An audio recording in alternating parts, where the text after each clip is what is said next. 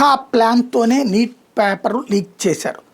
వాళ్ళు ఒక WhatsApp group private mafia అనే పేరుతో ఏర్పాటు చేశారంటే వాళ్ళకి ఎంత బలుపై ఉండాలో చూడండి. పాస్పోర్ట్ ఆధారిత పీడిఎఫ్ రూపంలో రాజస్థాన్లో చాలామందికి చేరింది.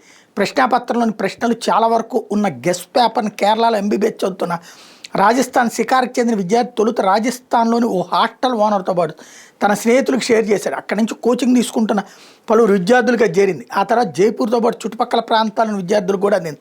కేరళలోని ఎంబీబీఎస్ విద్యార్థికి అతడి స్నేహితుడు గెస్ట్ పేపర్ని అందించాడు.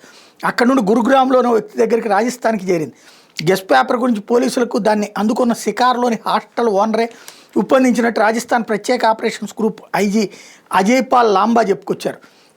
ఈ పీడిఎఫ్లో 45 కెమిస్ట్రీ 90 బయాలజీ ప్రశ్నల సమాధానాలు. మహారాష్ట్రలో నాసిక్లో ప్రశ్నపత్రం ప్రింట్ అయింది. అక్కడి నుంచి అది లేకైనట్టు పోలీసులు అనుమానిస్తున్నారు.